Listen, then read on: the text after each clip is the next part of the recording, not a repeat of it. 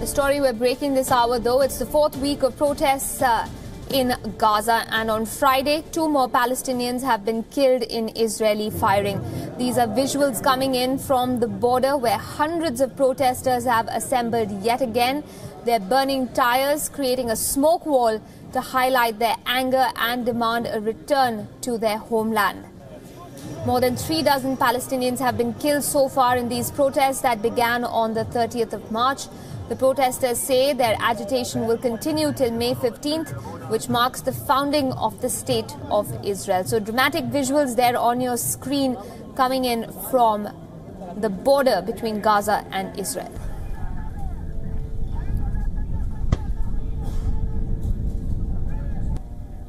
In other news, a week from now, the leaders of the two Koreas will meet in the demilitarized zone. In the build-up to that crucial meeting, the two sides today opened up a hotline between Moon Jae-in and Kim Jong-un. South Korea's presidential office said that a successful test call had also been conducted. The call connected Seoul's presidential Blue House and Pyongyang's powerful State Affairs Commission.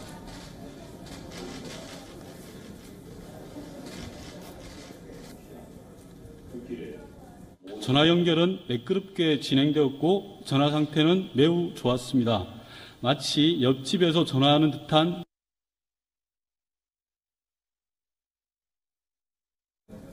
The first call between Kim and Moon is expected to take place before they meet face-to-face next Friday. South Korean officials added that the hotline will help facilitate dialogue and reduce misunderstanding during times of tension, a scenario that hasn't been uncommon on the Korean peninsula in the past. The hotline will be maintained after the summit as well. The venue of the much-touted meeting on the 27th of April is the Peace House located in the demilitarized zone of South Korea's Panmunjom, the site that separates the two Koreas.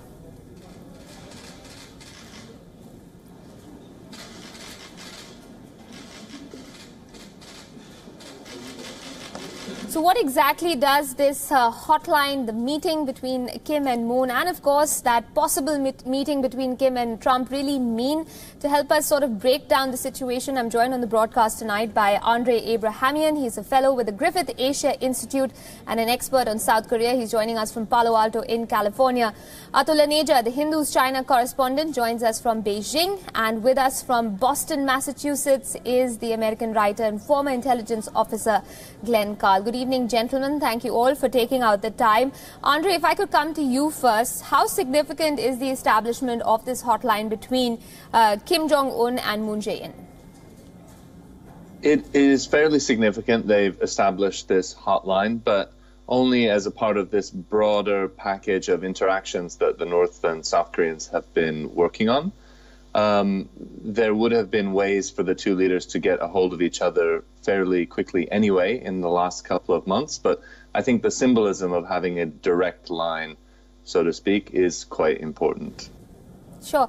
Glenn, how is the United States looking at the way the two Koreas are approaching this rapprochement? There is conversation that is going on. Does this make President Trump and his White House happy to see that despite still, not a lot of clarity on whether or not that meeting is going to take place between Kim and Trump, this meeting seems to be on track? Well, I think that Trump and the administration would probably claim credit for the movement and attribute the hotline and the upcoming summit to the pressure that Trump has put on, and he would say in response to the North Korean missile tests and nuclear program. How does America feel about it? I think we have to focus more on the foreign policy and political classes. I think the general public is largely unaware of the permutations and subtleties of South Korean policy. There is, I think, grudging acknowledgement that the summit that Trump will have and the one coming between South and North Korea are positive steps, with skepticism that as full an agreement is possible as Trump is and North Korea are hinting. North Korea has been more transparent, actually, or consistent, at least with its traditional positions with regard to how it defines denuclearization, and Trump has, as usual, dealt in headlines and grandiose claims so far. Right. We'll come to that meaning, conundrum as far as denuclearization goes in just a bit. But Atul, if I could come to you next, how is Beijing reading the tea leaves, so to speak? Well, Beijing is obviously pleased with what it sees, because for Beijing, if you denuclearize North Korea, that feeds into its largest strategic objective of putting pressure on the United States, which is basically its concern. There is less justification for the United States to keep its forces in the Asia-Pacific in case North Korea denuclearizes. And second thing is that if there is a resolution on the North Korean crisis, that means that China retains North Korea as a buffer to South Korea and the forces behind, which would be Japan and the United States. So it would be a win-win for China if these talks, which are in the very preliminary, or the developments are in the early stages, no doubt promising, were to yield some positive results. So obviously China would be a backer of a peace process in North Korea at this point in time. Fair enough. Stay with me, gentlemen. Before we go any further, let's remind our viewers that it's just about a week to go for that summit between South Korea's Moon Jae-in and Kim Jong-un of the North. The hotline, of course, is now connecting the two of them. The two leaders may even be inclined to flesh out the details of what they might end up discussing, and crucially, what each side means by denuclearization. That big fat word could lift or sink not only the Moon Jae-in Kim summit, but also Kim's possible date with Donald Trump in May or June. The online dictionary leaves no doubts at all on what denuclearization means, defining it to ban or remove nuclear weapons, to eliminate or reduce their numbers, to forbid their building or deployment. But is this what Kim Jong-un also accepts? Nobody knows for sure, and while the issue is probably being fleshed out behind the scenes, at least in public, there's no clarity on where exactly all of this is going. Now let's take a look quickly at either side's take on denuclearization so far. For the US, it means complete, verifiable, irreversible dismantling of the North Korean nuclear program. This has been the clear and consistent stance since 2006. It means that the North's nuclear facilities can't be reactivated. Independent observers would monitor dismantling of nuclear facilities, regular inspections by the International Atomic Energy Agency. Kim Jong-un, on the other hand, has never talked about ending his country's nuclear program at all. So definitely that is a big question mark that remains on the meaning, so to speak, of the word denuclearization. Andre, if I could come to you on that note, do you see this as a possible problem, that the word denuclearization seems to be meaning different things to different people, and all of them are involved in this very important summit?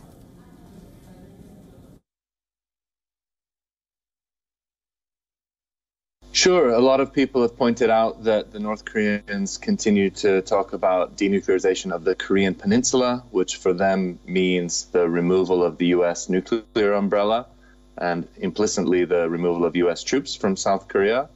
And the U.S. talks about denuclearization of North Korea. Those are obviously quite different things.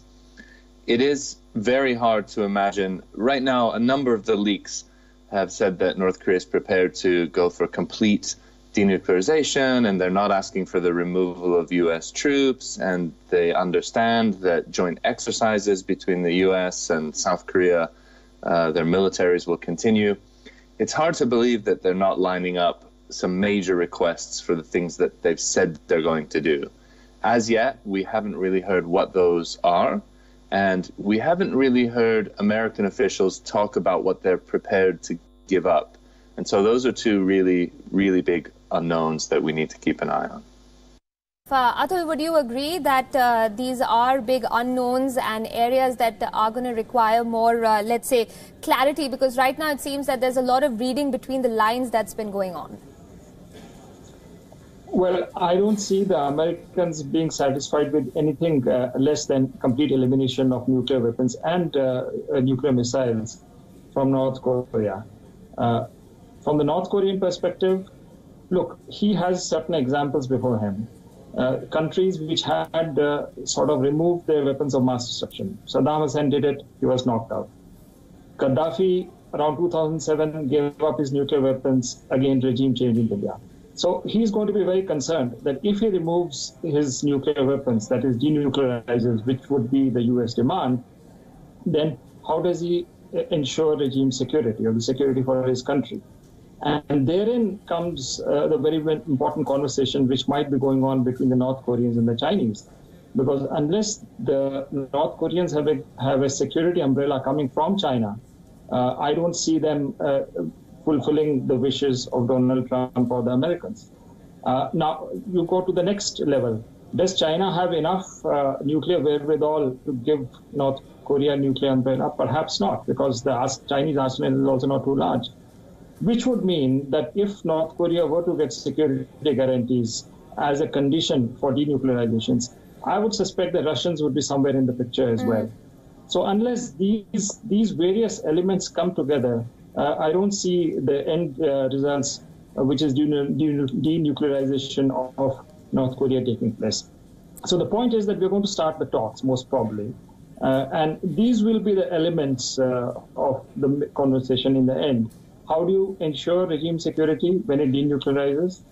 And therein it has to be probably a six-party talk format will have to be involved, because there will be more than one player who would be involved in satisfying both ends.